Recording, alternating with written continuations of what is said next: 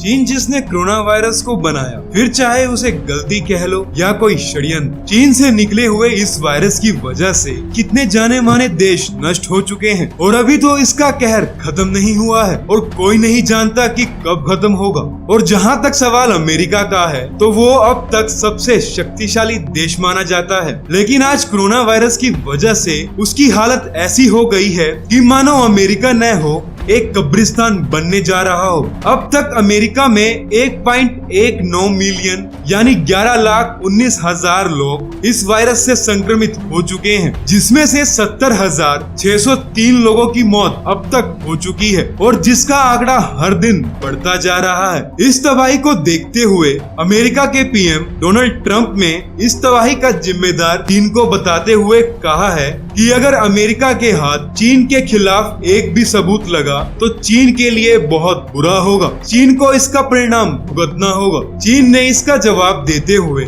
इसका जिम्मेदार अमेरिका को बताया है। चीन ने कहा है कि कुछ समय पहले अमेरिका की एक स्पेशल टीम वहां घूमने के नाम पे आई थी, जो वहां इस वायरस को फैला गई। इसका जिम्मेदार अमेरिका खुद है। वैसे तो ये साफ है कि ये वायरस चीन की लैब से ही निकला है, लेकिन कई हद तक अमेरिका ने भी चीन को इस नए एक्सपेरिमेंट में मदद की है। अमेरिका ने चीन की वुहान लैब को $3.7 मिलियन दिए हैं, जिन पैसों की मदद से चमगादड़ों पर कोरोना वायरस परीक्षण किया गया। लेकिन अमेरिका की ये हरकत उनपे ही भारी पड़ रही है। आज पूरे देश में कोरोना वायरस के कुल 35,020 लाख से भी ज्यादा केस है, लेकिन केवल अमेरिका में 11,19,000 केस हैं। अब बौखलाया हुआ अमेरिका चीन के खिलाफ जंग की तैयारियों में लग चुका है। उसने अपनी फोर्स को ट्रेनिंग देना, अद्भुत हथियारों को बनाना, नए फाइटर जेट्स को लॉन्च करना और भी बहुत सी तैयारियों को शुरू कर दिया है। वही चीन ने भी कहा है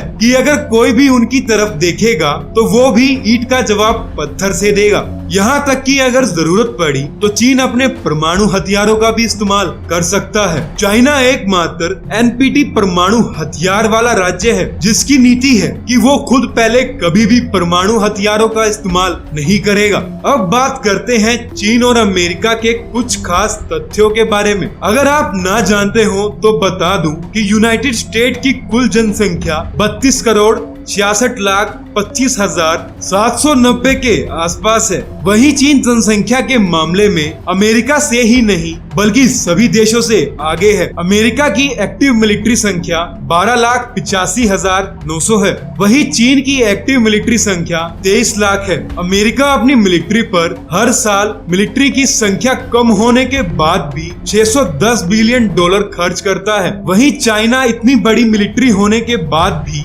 केवल $228 बिलियन अपनी मिलिट्री पर खर्च करता है। न्यूक्लियर हथियारों के नाम पे भी अमेरिका के पास 7,200 वॉरहेड्स हैं। वहीं चीन के पास केवल 260 वॉरहेड्स हैं। चीन ये बात बखूबी जानता है कि उससे ज्यादा पावरफुल कंट्री अमेरिका है। यही वजह से चीन ने बायोलॉजिकल वेपन का इस्तेमाल किया ताकि वो दुनिया का सबसे पावरफुल देश बन सके। अब देखना ये है क्या चीन की चाल कामयाब होती है या फिर चीन और अमेरिका के बीच में वर्ल्ड वॉर होना तय है। अगर हुई तो कौन सा देश किसका साथ देगा, ये तो आने वाला समय ही बताएगा। तो बस दोस्तों, आज के लिए इतना ही। अगली बार फिर मिलूंगा किसी नई वीडियो के साथ। तब तक के लिए स्वस्थ रहें, सुरक्षित रहें। मुझे कमेंट कर बताएं कि आप इस बारे में क्या सोचते हैं। धन्यवाद। जय हिंद, जय भारत।